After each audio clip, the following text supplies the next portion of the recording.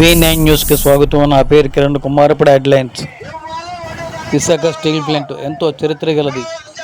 దీని మీద బోల్డంత ఆదాయం కూడా వస్తుంది. కానీ ఇప్పటికి కూడా సొంత గనులు కేంద్ర ప్రభుత్వం కేటాయించడం ఏమి బాగోలేదని సిహెచ్ నరసింహరావు తెలియజేశారు. వెంటనే సొంత గనులు ఏర్పాటు చేయాలని డిమాండ్. ప్రతి నెల మే 1 కల్లా స్టీల్ ప్లాంట్ ఉద్యోగులకు జీతం ఇవ్వాలని డిమాండ్. మనం 4 సంవత్సరాల పైగా పోరాడుతా ఉన్నాం. ఈ పోరాటాన్ని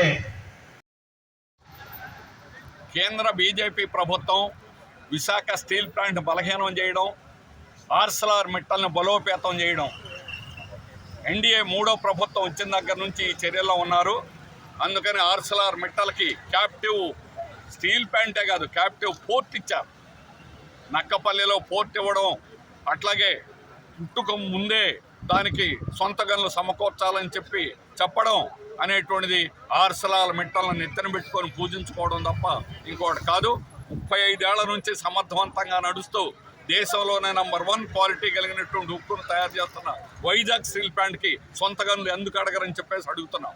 అందుకని కావాలని దీన్ని బలహీనం చేసేదానికి నువ్వు ప్రయత్నం చేస్తున్నారు కేంద్ర ప్రభుత్వం. అలాగే రాష్ట్ర ప్రభుత్వం కూడా వాళ్ళకి తానంటుంది. అధికారంలోకి వచ్చిన తర్వాత ఎన్డీఏ తనకున్నటువంటి అధికారాన్ని ఉపయోగించుకొని ఈరోజు కేంద్ర ప్రభుత్వాన్ని నిలయగలిగినటువంటి శక్తి ఒకే ఒక రాష్ట్రం ఆంధ్రప్రదేశ్కి ఇక్కడ ఉన్నటువంటి ప్రభుత్వానికి ఉన్నది. కానీ కావాలని చేయడం లేదు. వాళ్ళకి కావాల్సినటువంటి సొంత పనులు చక్కబెట్టుకుంటున్నారు తప్ప స్టీల్ ప్లాంట్ గురించి పట్టించుకునేటువంటి ప్రసక్తిలో లేదు. అందుకనే దాన్ని కాపాడుకోవడానికి ఎటువంటి ఉద్యమైనా చేయడానికి, అట్లాగే కార్మికుల జీతాలు హెచ్ఆర్ఏ సకాలంలో చెల్లించాలని, దీనికోసం అన్నింటికంటే కూడా కాంట్రాక్ట్ కార్మికులను ఒక్కరిని ఉద్యోగం నుంచి తొలగించినా కూడా సహించేటువంటి ప్రసక్తి లేదు. కాంట్రాక్ట్ కార్మికులందరినీ కూడా ఉద్యోగాల్లో చేర్చేదాకా పోట్లాడతాం. అటువంటి పోరాటం పెద్ద ఎత్తున జరగబోతా ఉంది.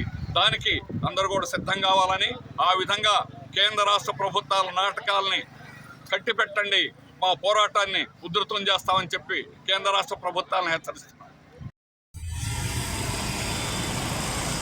పూర్తి చేద్దాం. 40 కోట్లు తేడా 15 కోట్లు లేకని కాదు. స్టీల్ ప్లాంట్లో డబ్బులు ఉన్నాయి, మేము జీతాలు ఇవ్వాలని చెప్పుకోవడం కోసం ఈ ప్రయత్నాలు చేస్తా ఉన్నారు. దీన్ని ఎదుర్కోవడం కోసమే ఈరోజు సిఐటి ఆధ్వర్యంలో హాఫ్ డే క్యాజువల్ పెట్టుకొని 100 మంది కార్యకర్తలు ఇక్కడ కూర్చున్న వారందరికీ కూడా ధన్యవాదాలు తెలియజేస్తా ఉన్నాం. ఈ ధైర్యాన్ని సిఐటి తప్ప ఇంకొకళ్ళు ఎవరు చేయలేదు. ఒక హాఫ్ డే సెలవు పెట్టుకున్న జీతం కోసం మాట్లాడడం కోసం రోడ్డు మీద రావడానికి ఈయనలు భయపడతా ఉన్నాయి. ఆ నేపథ్యంలో ఒక హాఫ్ రోజు సెలవు పెట్టుకొని వచ్చిన మీ అందరికీ కూడా ధన్యవాదాలు తెలియజేస్తూ, ప్రతి నెలాఖరికి కూడా పూర్తి జీతం చెల్లించాలని, ఈ బకాయి పడ్డ 230% బకాయిలు కూడా వెంటనే క్లియర్ చేయాలని, గత 7 మాసాలుగా బకాయి పడ్డ హెచ్ఆర్ఏ మార్చి తర్వాత ఇస్తామని చెప్పి ఒప్పుకున్నారు. ఇప్పుడు దానికోసం మాట్లాడడం లేదు. వెంటనే హెచ్ఆర్ఏ కూడా పునరుద్ధరించాలని చెప్పేసి టౌన్షిప్ లో ₹1/2 కరెంట్ ₹2 చేశారు. ఆ ₹1/2 కరెంట్ ని యథావిధిగా మాత్రం ఉంచాలని చెప్పేసి కాంట్రాక్ట్ కార్మికులను నరసింహరావు వేదిక మీద రావు.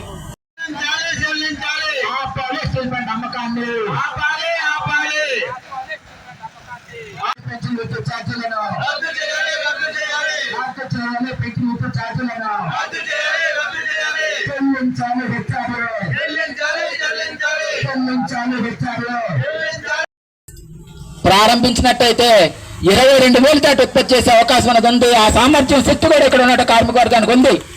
కానీ ఈ ప్రభుత్వాలు కావాలని చెప్పేసి రా మెటీరియల్ ఇవ్వకుండా, ఐరన్ ఓర్ సప్లై చేయకుండా, కోక్ తీసుకురాకుండా ఈ యొక్క ఉత్పత్తిని తగ్గిస్తా ఉన్నాయి. కార్మికులు తగ్గించి ఉత్పత్తిని అధమ స్థాయికి తీసుకురావడం జరుగుతూ ఉంది. ఈ విధంగా ఉత్పత్తిని తగ్గించి, కార్మికులు తగ్గించి, ఏదైతే ప్రభుత్వం ఇచ్చినటువంటి 11,440 కోట్లు ఉందో ఆ 440 కోట్లని బ్యాంకులోకి జమ చేసి విశాఖపట్నం స్టీల్ ప్లాంట్ ని పక్కనే ఉన్న మిట్టలకో ఎవరికో అప్పు చెప్పాలని చెప్పేసి కుట్ర జరుగుతూ ఉంది. ఈ కుట్రను ఎటువంటి పరిస్థితుల్లో సహించేది లేదు అని చెప్పేసి తెలియజేస్తా ఉన్నాం.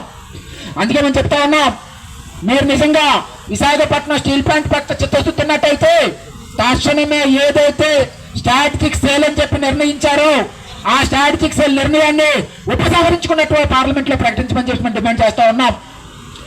ఈరోజు 110% ఉత్పత్తి చేస్తా ఉన్నాం. మీరిచ్చిన డబ్బులు అప్పులు కట్టమన్నారు. మొత్తం మార్చి నెల డిసెంబర్ నుంచి కూడా మనకి లాభాలు ప్రారంభమైనాయి. ఒక్క మార్చి నెలలోనే సుమారు 40 కోట్లు నగదు లాభాలు వచ్చాయని చెప్పి చెప్తా ఉన్నారు. మరి ఈ డబ్బులన్నీ వచ్చినప్పుడు కార్మికులకి జీతం ఇవ్వడానికి మీకేంటి ప్రాబ్లం చెప్పి అడుగుతా ఉన్నాం. కార్మికులకి జీతం ఇవ్వకుండా ఎందుకు కలుపు మారుతుందని చెప్పి అడుగుతా ఉన్నాం. కార్మికుడికి ప్రతి నెల 31వ తారీఖున పూర్తి జీతం ఇవ్వాల్సిన బాధ్యత యాజమానికి ఉంది. తను పనిచేసిన కాలానికి జీతం అడుగుతాడు తప్ప వ్యక్తిని అడగడం లేదు. కాబట్టి ఎందుకు కార్మికుడి జీతాలు ఇవ్వకుండా మీరు కావాలని చెప్పేసి నాటకాలు ఆడుతూ ఉన్నారు. కావాలని